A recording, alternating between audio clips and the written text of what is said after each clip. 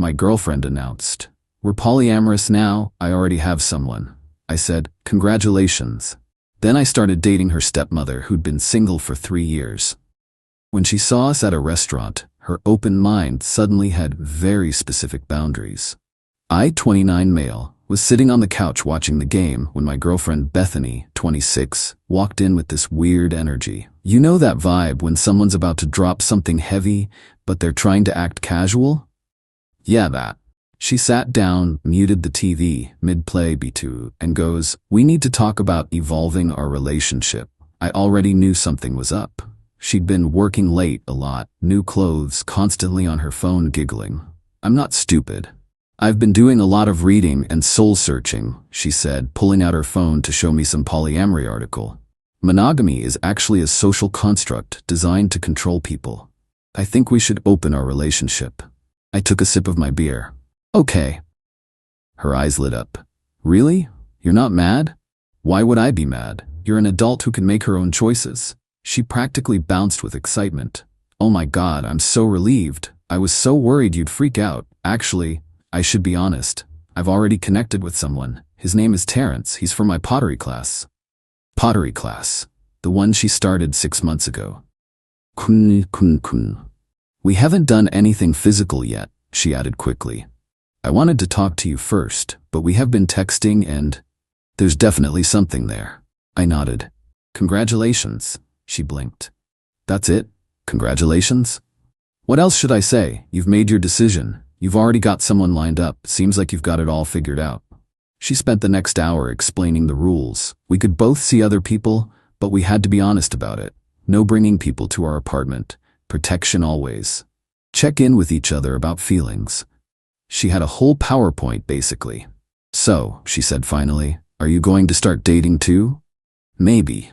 We'll see. She looked almost disappointed that I wasn't more upset. You're taking this really well. I process things internally. That night, she went to meet Terrence for coffee. I started looking for a new apartment. Update 1.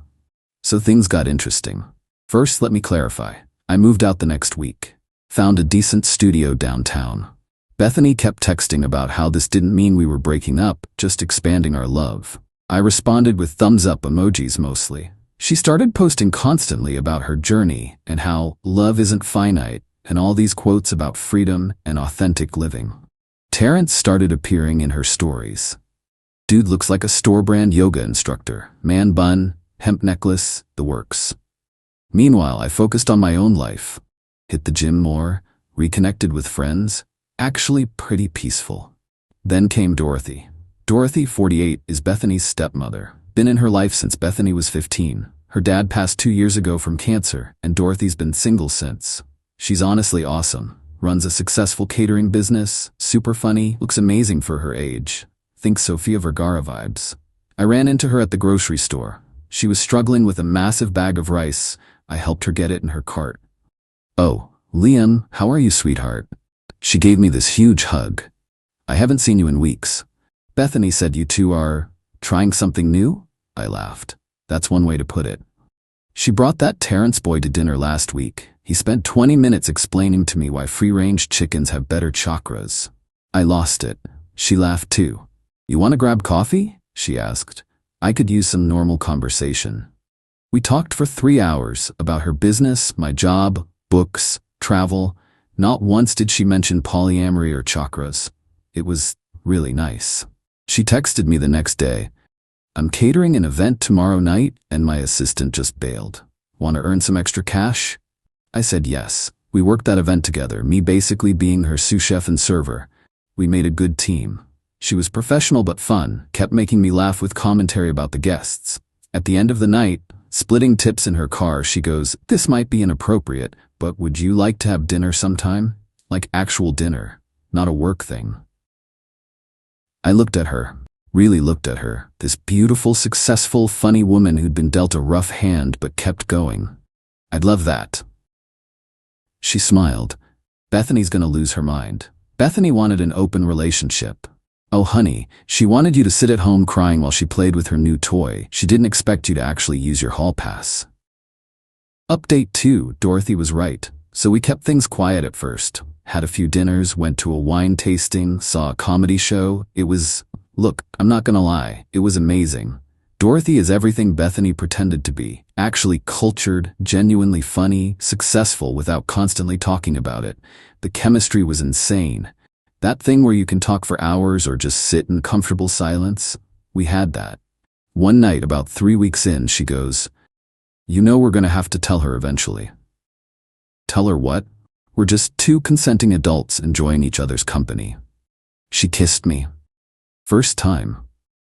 Now we're two consenting adults who need to have a conversation with my stepdaughter.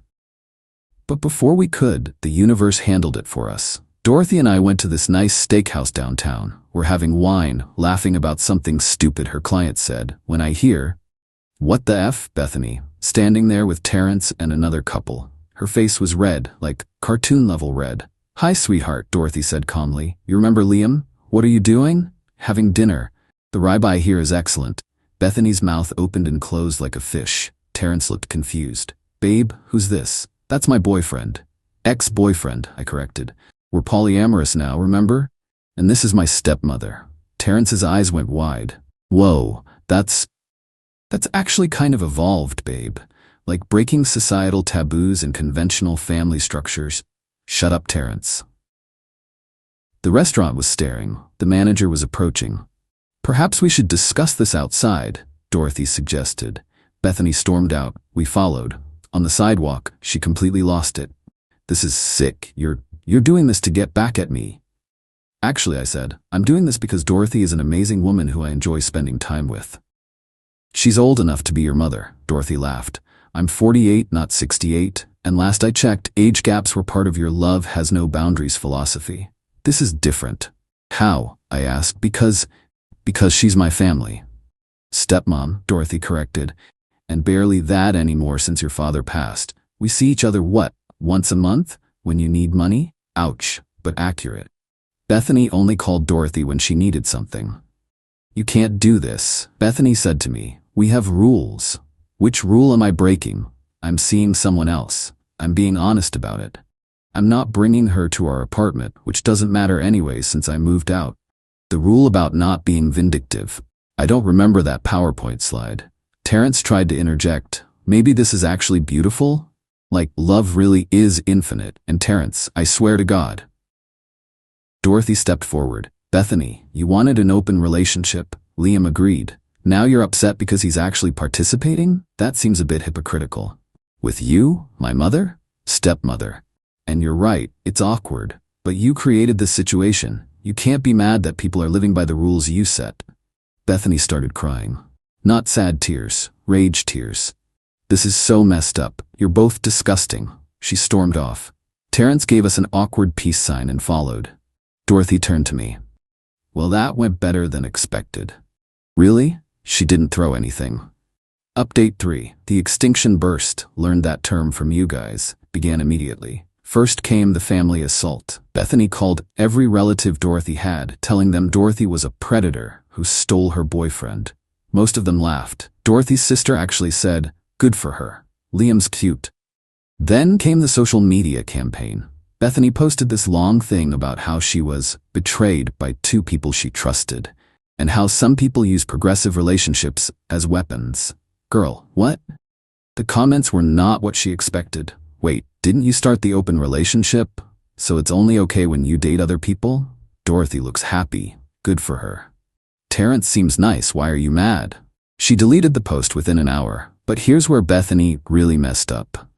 She called Dorothy's biggest catering client, the country club where Dorothy does all their events, and tried to get her fired. Told them Dorothy was engaging in inappropriate relationships and lacked moral character. The client called Dorothy immediately. Turns out, the woman Bethany spoke to, her husband left her for a younger woman last year. She was firmly Team Dorothy.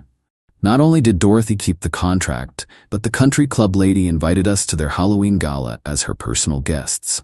Dorothy was furious though. "She can be mad at me all she wants, but messing with my business? That's too far." So Dorothy did something genius. She didn't retaliate. She just documented everything. Every text, every email, every voicemail, the attempted sabotage, the harassment, all of it. Then she sent it all to Bethany's dad's brother, Uncle Roger, the executor of her father's estate who still controlled Bethany's trust fund payments until she turned 30. Roger was not pleased.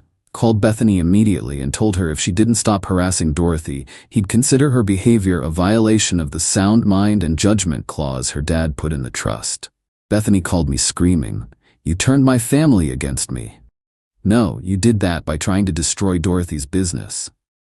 She's sleeping with my boyfriend, X, and you're sleeping with Terrence. That's different. You keep saying that, but never explaining how." She hung up. Update 4. So Bethany showed up at my apartment with Terrence and a whiteboard. I'm not kidding. A full whiteboard with a relationship diagram showing why Dorothy and I couldn't date. It included terms like emotional incest and pseudo-Oedipal complex. Terrence had clearly helped make it. There were chakra symbols. "You need therapy," she said. "I'm actually in therapy, have been for years. My therapist thinks I'm handling this whole situation quite well." "You're dating my mother figure. The mother figure you ignore unless you need money." Terrence jumped in. "What if we all sat down and did some energy work together? I know this shaman." "No." But then Bethany played what she thought was her trump card. "If you don't stop seeing her, I'll tell everyone at your work. I still have connections there. I work in IT. My coworker's response would probably be nice." "Go ahead," I said. She did.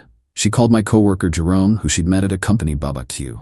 Jerome immediately texted me, "Bro, your ex says you're dating her stepmom? Legend." My boss's only comment was, "Is she hot?" When that didn't work, Bethany tried something else. She started showing up at places she knew Dorothy and I would be. The gym, our favorite coffee shop, the park where Dorothy walks her dog. Each time with Terrence making out aggressively whenever she saw us. Like, tongue action that should be private. It was embarrassing. For them. One time at the farmer's market, she literally pulled Terrence on top of her on a bench when she saw us. A mom covered her kid's eyes. Security asked them to leave. Dorothy just said, "That used to be my stepdaughter. Sad what happening to kids these days." The security guard nodded sympathetically. Final update. It's been 3 months since that first confrontation at the restaurant. Here's where everyone ended up. Terrence dumped Bethany. Yeah, you read that right. Apparently, her obsession with our relationship was blocking their connection and creating negative energy in their sacred bond. He's now dating someone from his sound healing class. Bethany tried to come crying to Dorothy about it. Dorothy told her she was busy. Because she was. We were at a cooking class together. Without Terrence, Bethany went nuclear one last time.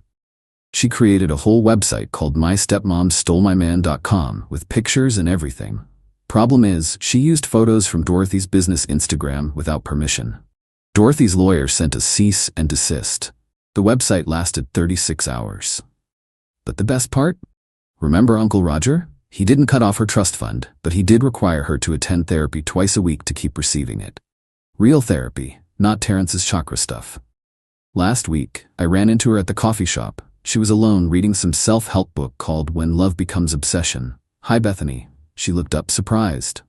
"Oh, hi. How are you doing?" I'm in therapy. That's good." She was quiet for a moment. "Is Dorothy happy?" "Very." "Good. I mean, that's good." She paused.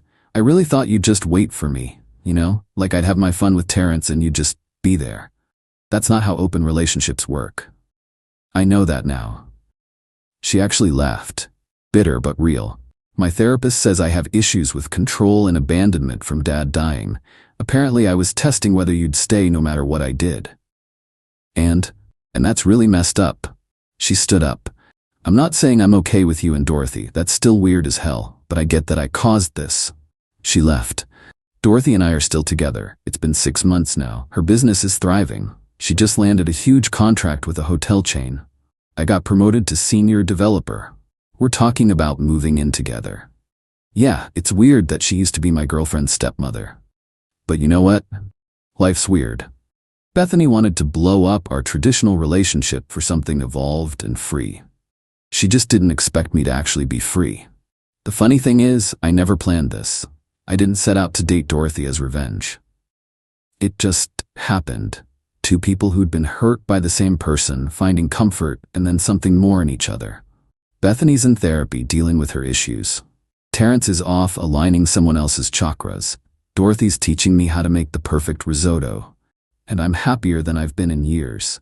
Polyamory isn't for everyone, but apparently neither is monogamy. The difference is being honest about what you actually want versus what you think will let you have your cake and eat it too. Oh, and for everyone asking, yes, holidays are awkward. No, we don't all spend them together. Yes, Dorothy is hot. Extremely. No, I don't call her mommy. Gross. Why would you even ask that? Sometimes the best revenge isn't revenge at all. It's just living your best life with someone who actually values you. Even if that someone happens to be your ex's stepmom. Wild? Sure. But Bethany wanted to break conventional relationship boundaries. Careful what you wish for. Peace out, Reddit. Thanks for following this insane journey. Edit. Since y'all keep asking, Dorothy says hi and she's teaching a cooking class next month if anyone's interested. Also, Bethany's therapist apparently uses our story as a cautionary tale about unicorn hunting in polyamory. Not sure what that means, but sounds about right. Edit 2. Stop DMing me asking for Dorothy's business info for catering. But if you're in the Midwest and need catering, there's probably only one company with the owner named Dorothy who's dating a younger IT guy, so figure it out. Edit 3. Terrence started a podcast about conscious uncoupling and spiritual polyamory. We listened to one episode for laughs. He mentioned us as a beautiful example of love transcending conventional boundaries. Dorothy almost choked on her wine.